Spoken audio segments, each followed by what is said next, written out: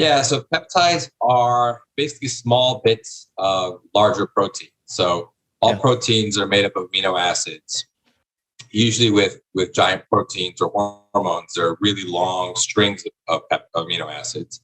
With peptides, they're a lot shorter. The sequences are very small. And so peptides have very targeted effects. They don't have global effects on the body like a hormone would, where they're hitting multiple receptors throughout the body. They're having very targeted, specific effects. And so, in that way, they're potentially a little bit safer than just using like a sledgehammer, just using a giant protein or giant hormone to have an effect on the body. You're almost using like a scalpel to have an effect on certain processes of the body. So, doctors are getting really excited about them. They've been around a while. They're coming more and more into I would say mainstream. More people are hearing about them. I get it. Even friends of friends asking me about peptides now. So it's definitely becoming more mainstream. You hear me? Hello? Did I lose you? Got me. Um, so so yeah, it's definitely becoming more popular. There are definitely ones that are there. Probably hundreds at this point of peptides that have been looked at and studied. But I would say in clinical practice, with the doctors I work with, and using them with patients, I would say there are probably like 5 to 10 kind of big ones that most people are using and trying. A lot of the ones revolve around anti-aging, weight loss, overall rejuvenation, but some have more targeted effects for the immune system, for injury repair, for tendon ligament repair. So there's a lot of really cool uses for them, and yeah, I think more and more people are getting into it.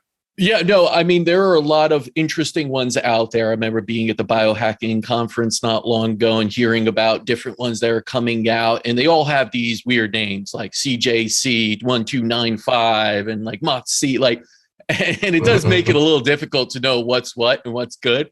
Tell us your top 5 peptides that you like most and what they do. So my top 5, I'd say the number one probably would be the growth hormone releasing hormone analog. So peptides that naturally stimulate growth hormone releasing hormone in your body, which then downstream releases growth hormone. So those are really, I've seen, have the most kind of global effects, kind of the weight loss, with muscle mass increase, with fat burning, with energy increase. Those are really, really powerful ones that I've seen work really well. So that, like the CJC you mentioned, tesamorelin, ipamorelin fall into that category as well. So those are really great peptides. The anti-aging one for skin, GHK Cu copper peptide, that's a really strong peptide to help with collagen boosting and collagen generation in the face. So that's a really great anti-aging one. BPC 157, that's a body protection compound. That's really a powerful peptide for healing. So that one is for tendon, joint, ligament repair post-surgery. It can even help repair leaky gut. So using that, you can do that as injection or capsule form. In capsule form, it can actually help heal the gut.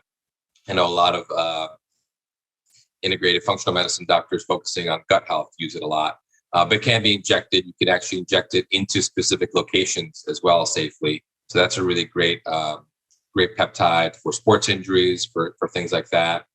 Thymic peptides, or peptides that mimic thymic protein. So thymus is a really important gland for the immune system. It's kind of the training ground for the T cells, and where the T cells get, a lot of them get trained for how to fight off viruses and how to recognize self. So it's a place where if things go wrong, autoimmune conditions can happen. So regenerating and healing the thymus is really important. So thymic peptides can do that. So thymosin alpha, thymosin beta peptides can help do that. So patients have low immunity or low white blood cell count or low T cells,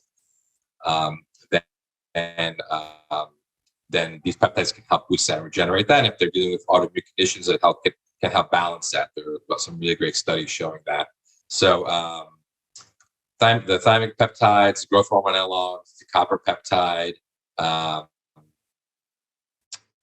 So MOTS-c. So MOTS-c is a mitochondrial peptide. MOTS-c helps boosting metabolism overall. So it's not like the growth hormone peptides where they're helping stimulate natural release of growth hormone. It's more focused on increasing metabolism and increasing the efficacy of the mitochondria.